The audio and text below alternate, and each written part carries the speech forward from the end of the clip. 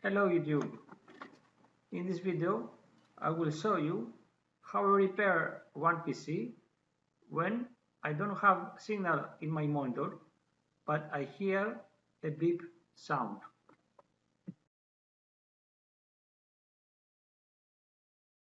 In this video I will show you some steps to troubleshooting the problem. If you skip one step, you don't fix the computer. You must follow the steps one by one.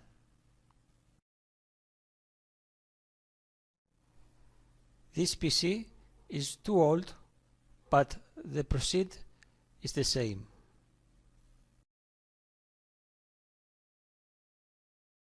Okay, the first thing I remove is the power supply connectors. I remove the first power supply, the secondary, the cable tape of hard disk and of DVD drive, and also remove a small speaker and the pins.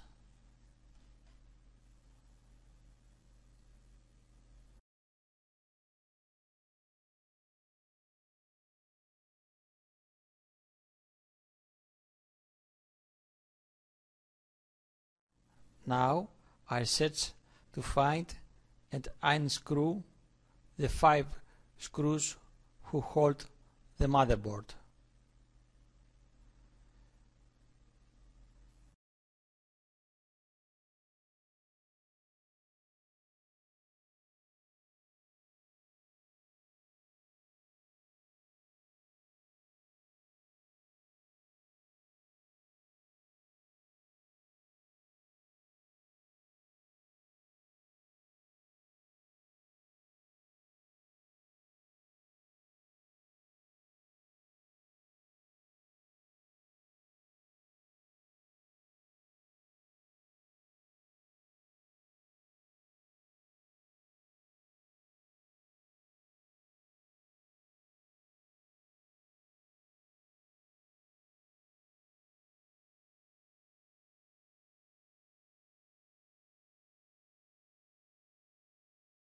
If you try to pull out the motherboard and you have resistance, this means you have one more screw or screws and you must search to find it. Don't make force, because you break your motherboard or you make a damage. Someone will ask why I must pull out the motherboard from the case. Well, maybe you have a virus in the hard disk. Maybe your DVD drive has a problem.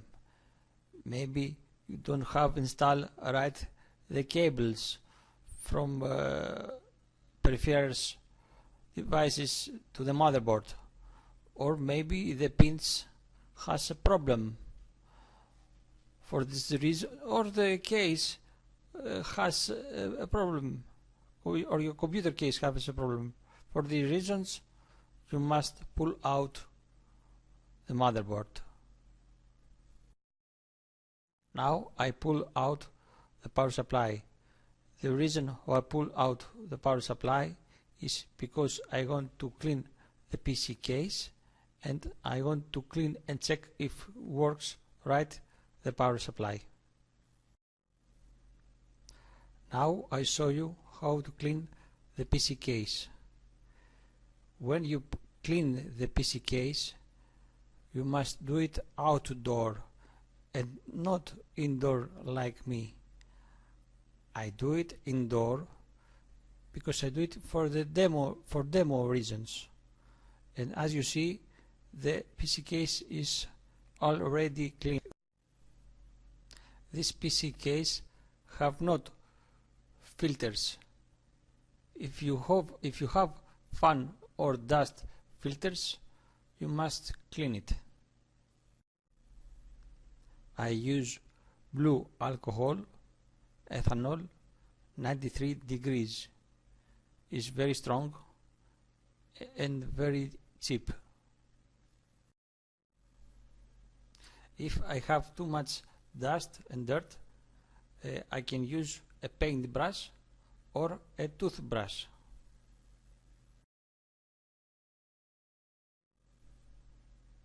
The dust and the dirt inside electronics raise the temperature, so the electronics must be cleaned to avoid overheat and other problems.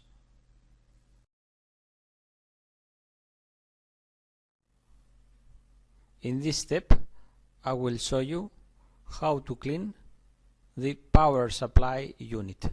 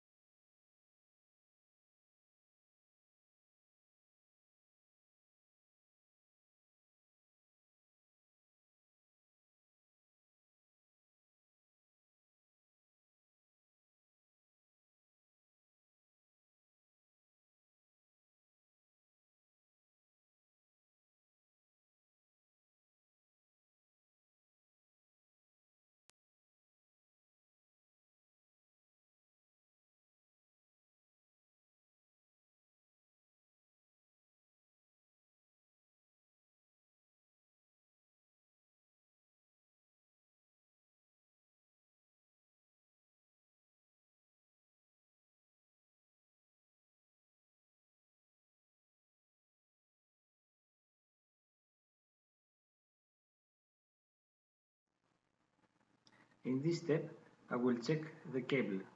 I will need a multimeter.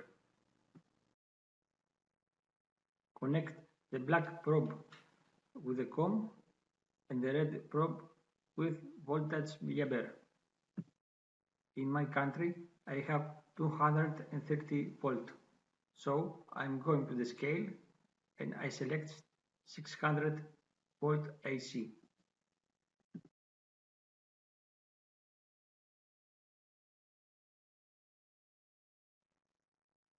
The plug has 3 pins. I will use only the 2. If you look, the plug has 3 letters, but we'll use the 2 of the top. The top right is the letter N for natural, and the top left is the letter L for live. Now I connect the black probe of the COM with the natural, and the red probe of voltage ohm with the live. It's not 230, but the 227 is a very good value. Now I will check the power supply. In my case, I have an old power supply with 20 pins. The today power supply has 24 pins. To find a wiring diagram with the pins, you can go to the Google and type pin of power supply. Click search, and then you will find similar image. Some power supplies has colors in the cables. Some power supplies, all the cables are the same color. So we find the right pin with the numbers. This is an old connector with 20 pins, but the same methods work with 24 pins.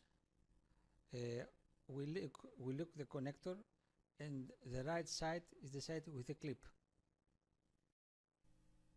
Okay, now what we see here, the top left pin is the number 1 in the 20 pins. The top second pin is the number 2. The top 3 pin is the number 3 pin, etc. I have 3 colors. I have 2 columns, left and right, and I use 3 colors. The green is the common numbers of pins and is the common value in the 20 pin and in 24 pin. The blue colors is only for 24 pin connectors, and the red is only for 20 pin connectors. It's very easy.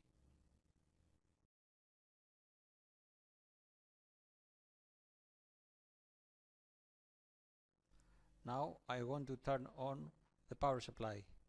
If I connect the pins number 13, 14 in 20 pin connector or 15, 16 in 24 pin connector, the power supply will be working. This will happen with a paper clip, or in my case with a small wire.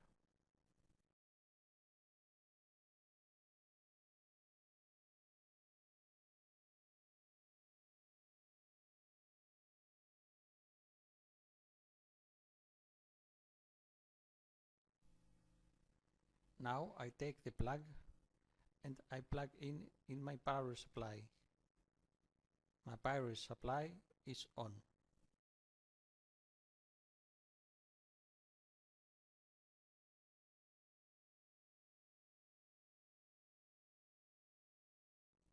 I take my multimeter and I turn the scale in the 20 volt DC.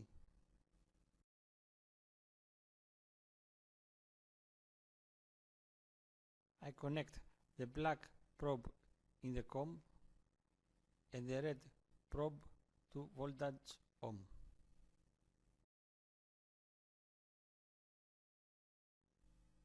I connect the black probe COM with the ground. The ground is the pin number 3. Is common ground and to 20 pins and to 24 pin connectors. If you don't want to use the number 3 as ground, all the pins who has the label ground is the same. Now I start to measure with my multimeter. The numbers who I read in my multimeter will be plus minus 5%. Pin number 1, 3.3 volt, and the measure is 3.37. Pin number 2, 3.3 volt, and the measure is 3.37. Pin number 4, 5 volt, and the number is 5.26.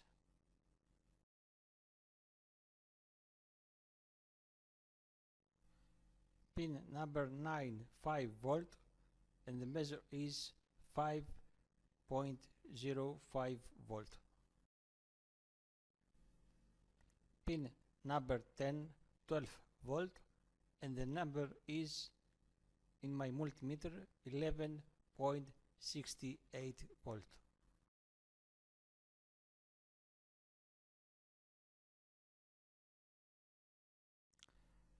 Number 11, 3.3 volt, and the number in my multimeter is 3.37 volt.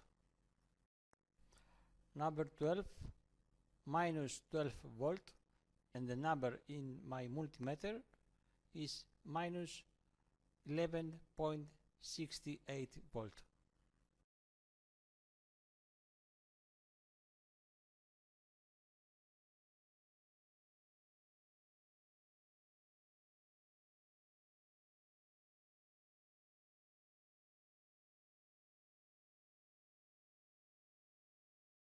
Pin number 18, minus 5 volt, and the number in my multimeter is minus 4.95 volt. Pin number 19, plus 5 volt, and the number in my multimeter is plus 5.26 volt. Pin number 20, plus 5 volt, and the number in my multimeter is plus 5.26 volt. My power supply is working perfect. I want to say 3 things here. First, this work must be do it outdoor and not indoor.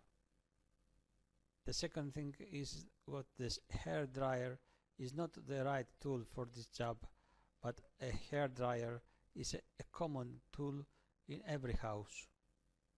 And the last thing I want to say is what you need a paintbrush to clean the motherboard.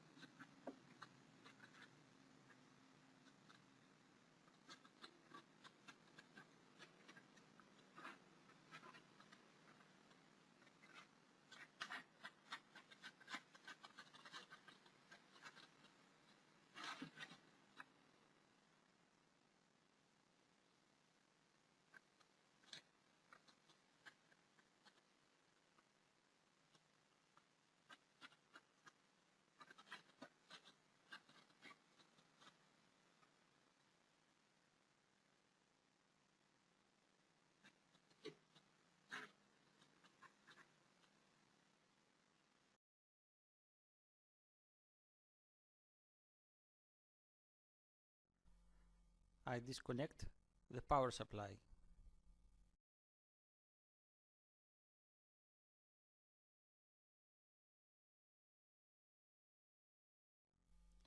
I disconnect the RAM.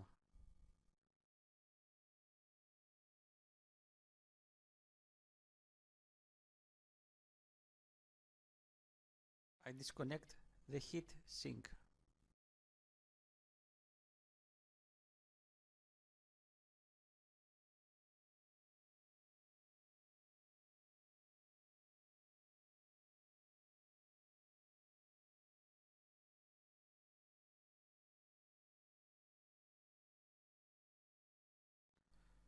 When I see dirt, I must to clean.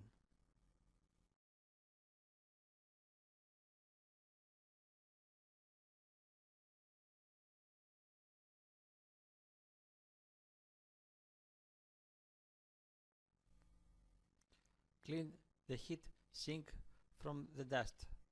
This work must be outdoor.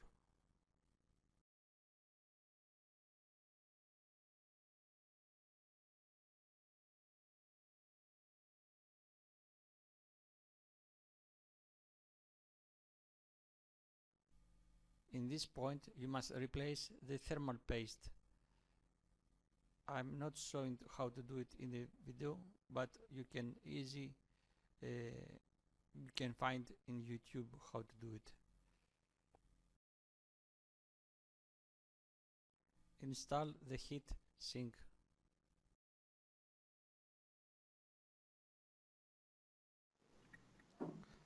Visual check the motherboard. I check the motherboard, in the motherboard all the capacitors, the health capacitor the top must be flat. If has a capacitor problem, the top is like a sphere, semisphere. Also, check in the capacitors if have a leak, a liquid leak.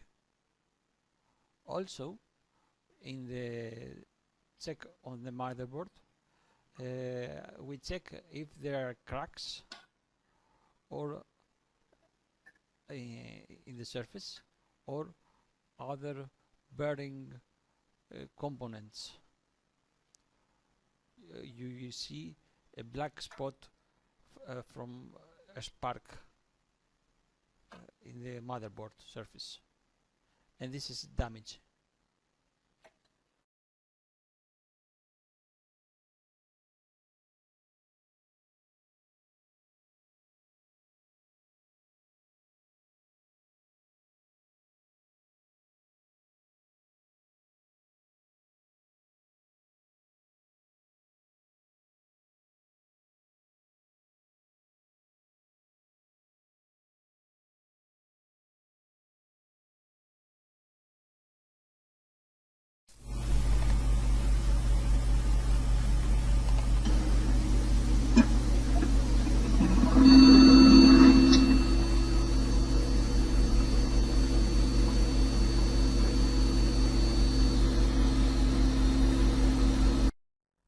The manual is a tool you must download it before you start working.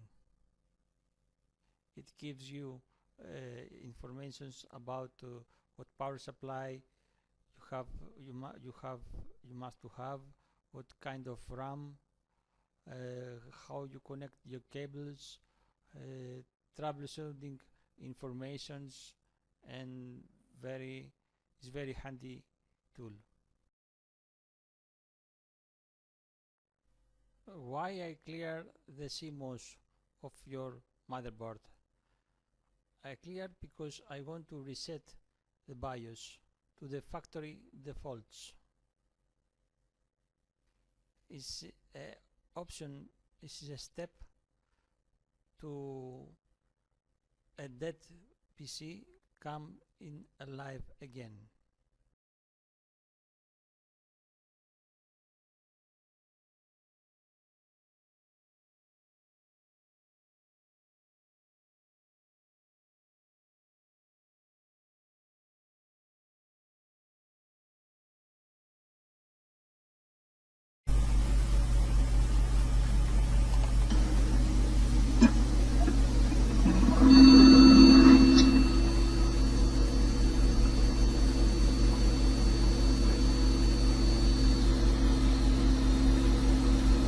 dust inside the slots maybe cause problem, so you must clean all the inside slots.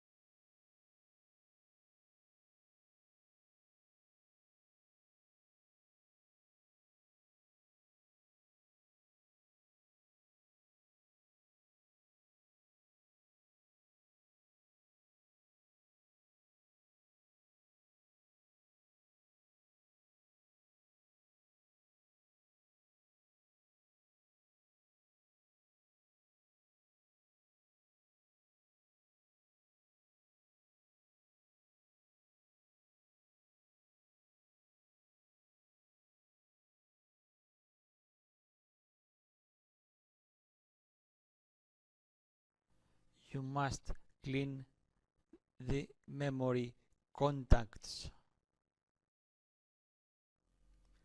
If you have 2 or more RAM sticks, install one each time and try if work.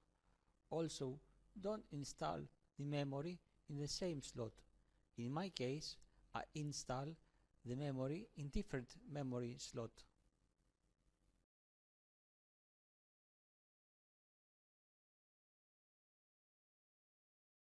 Έθεσαν στον κύριο Τσίπρα η ενοποίηση του χωρίου Ελλάδας κάθε σήμερα. Καλημέρα σας. Καλημέρα.